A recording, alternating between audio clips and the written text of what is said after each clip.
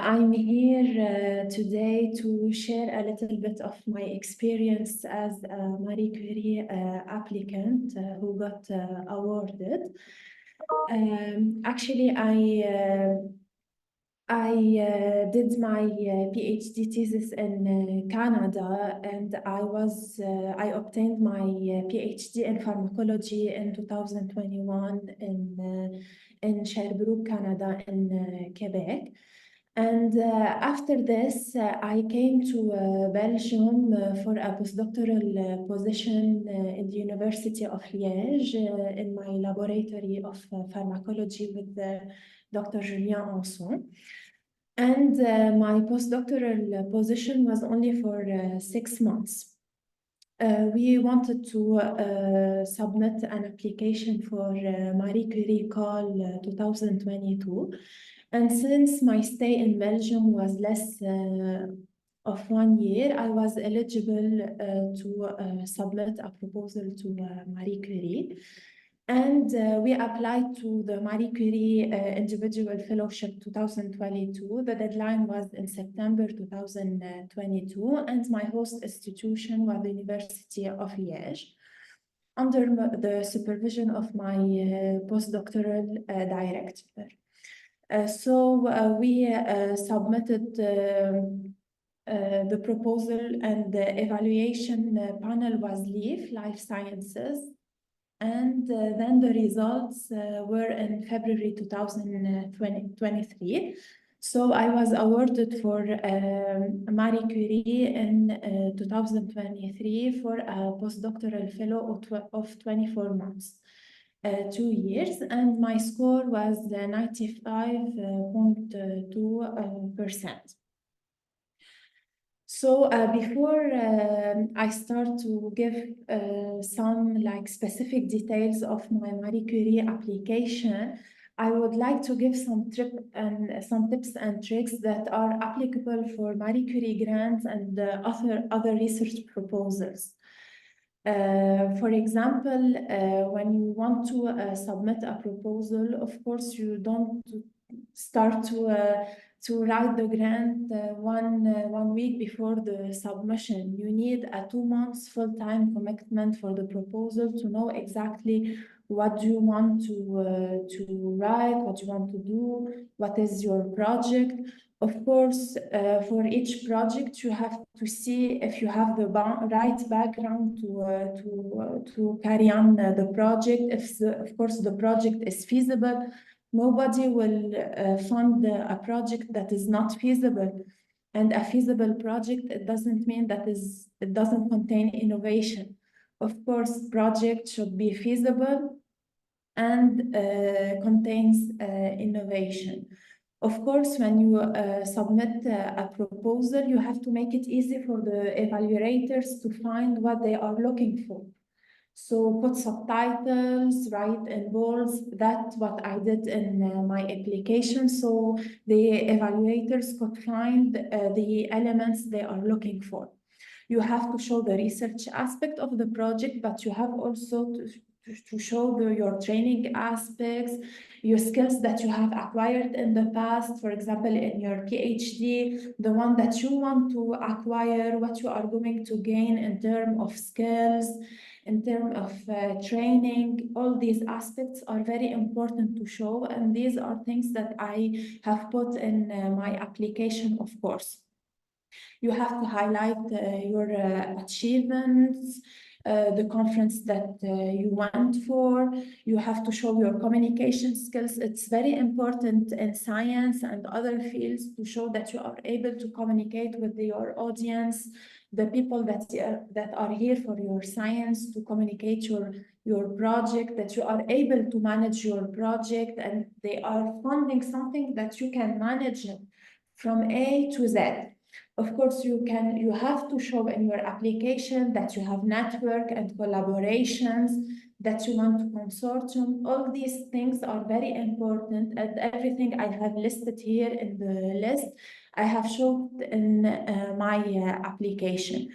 And one aspect that is very, very important, and I think it was important in my case, was the mobility. I had lots of mobility in my CV and in my career. I was a French resident. I went to Canada to do my PhD. I came back. I came to Belgium for a postdoctoral fellow, where also I have applied to Marie Curie. So I have learned a lot through my career. And of course, one important thing is to show your career goals, what you want to do with your project, what you want to do after. So all these elements are very important, and I think mention it, of course, in your proposal are important to show that you are researcher, like you can collaborate, you can communicate, you can manage your projects are feasible, you have careers. Of course, for every proposal that is evaluated, there are guidelines for evaluators. These are very important. When you read them, you can see what they are searching for, and you can implement it in your proposal. As specific aspects for Marie Curie proposal, as the former speaker explained, it is composed of two parts. One part A that consists in administrative form. You should complete it online. I did it. I completed online before the other parts. And two other parts, B1 and B2, that you have to upload it on the site. The B1 PDF file is the core component where you put your project, your skills, and as the former speaker also mentioned, it's maximum 10 page. It means if it's 10 page, you don't put 11 or 12 page, you will be rejected. It's things that you have to follow, and for myself, I followed the rule. I have put 10 page. The font size is 11. Reference is 8 point. There are three main sections that consist of criteria for that are criteria for this part B1, which is excellence, impact, and quality. Excellence, they recommend 5 pages, for impact 3 pages, for the quality 2 pages. And I have personally followed this instruction. And for the part B2 that consists in supporting information and the CV is also to upload. Of course, if you follow the rule, you get the fellowship. There are specific guidelines regarding the form. I recommend you to follow it. I follow it in particular for the form. Then, as we said, there are criteria for selection of the proposal. In the first criterion, which is the excellence, they judge on the quality of the research project and how much it is ambitious, of course. What is the methodology that you have proposed? If the methodology is in accordance with the project, you cannot put something that is not in accordance with of your project. Of course, the quality of your the supervision, your supervisor, and the quality of the researchers that is going to work on the project. What you are going to gain in terms of skills personally, and what you are going to transfer to your host institution, your professional also experience, your competences, and that's something I said before in the previous slide. Your skills, your competence, your trainings are very, very important. The things that you have acquired and the things that to acquire. In my personal project, I have put for you on the slide the evaluation that I have obtained. It can maybe help you to see if we follow the criteria, you got an evaluation. In the term of excellence in our project, I have obtained 4.6 on 5. So in major, the strengths of the project was very innovative and of good quality. As I said before, you have to think about the project that you are submitting. It should be feasible, innovative, ambitious. Of course, the methodology was very well explained, and that's what we cited in the first point of excellence. Of course, if you put the right methodology to the right project, the open science was clearly described. Normally, your science should be findable, available to everyone, and these are stuff that we have described very well in our project. My supervisor is a very well-established researcher here in the University of Liège, and he has experience in training and also in the field. And finally, I was evaluated myself as a researcher. And since I have completed several trainings and my background was in accordance with the project, and I have several skills, also this was a positive point for me. Of course, for every application, there are strengths and there are some weakness. In our proposal, we had a weakness which consists in the two-way transfer of knowledge was not enough well explained in the grant. For the second criteria, it's the impact of the project on the society, on the science, on the economic level, how we are going to disseminate our project, how are we going to communicate in conferences, to explain our project, to show this. So this is the section of impact. In terms of personal application, I got the score of 5 on 5. Why? These are the comments that we have. We have shown that this fellowship will enhance first my career perspective as a researcher. We will increase with this project the visibility of our project and of myself. We will have very good publication with this project. We have a lot of collaboration in the University of Liège, and we have multidisciplinary aspect. My project, for example, is biology, but we have some chemistry also a part in the project, so it's multidisciplinary. We have cited very excellent dissemination measures like conferences, publication, and this is a very good way to communicate your science in front of your audience.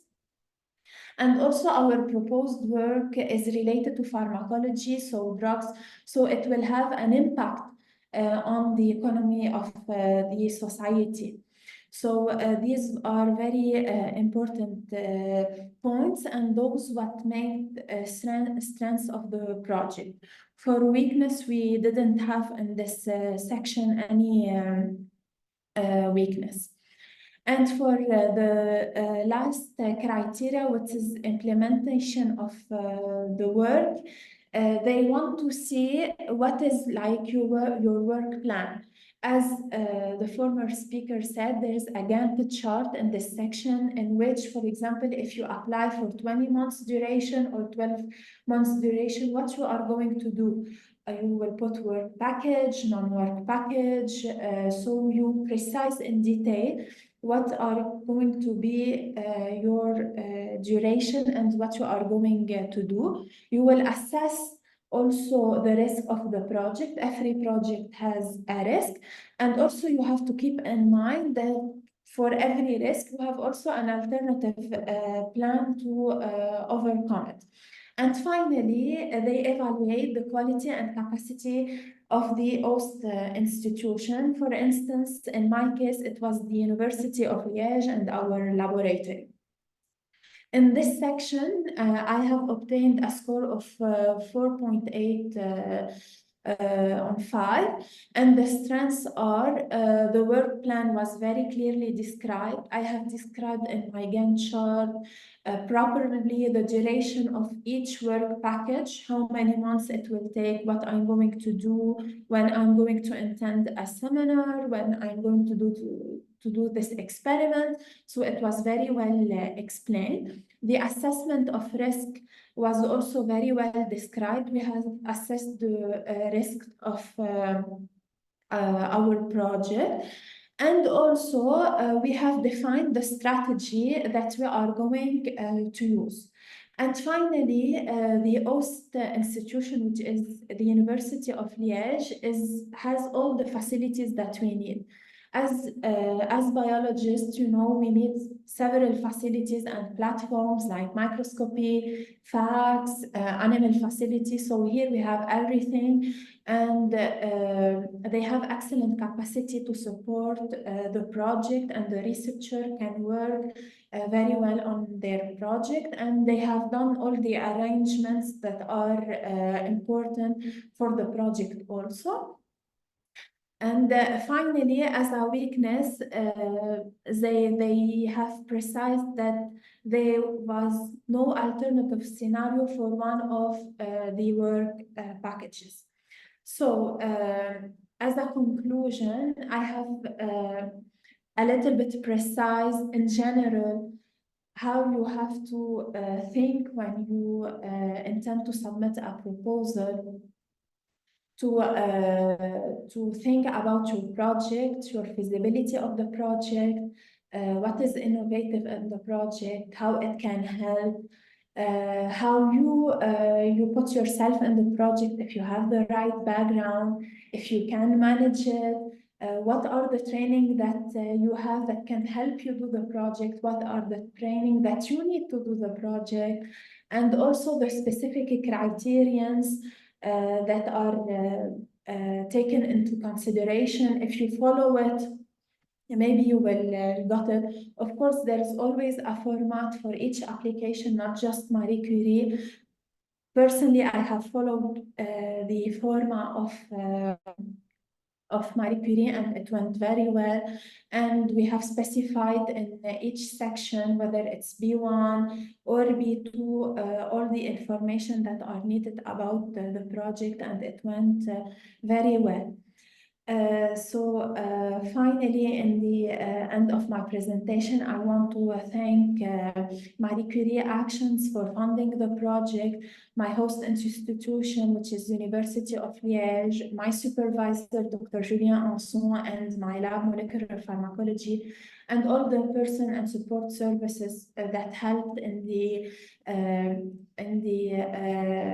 writing of Marie Curie, and also Madame Nadesh for inviting me to this beautiful webinar, and all the organizer also of this webinar. Thank you a lot, and I hope it helps you as applicant to understand a little bit what could help you in the application of this grant. Thank you.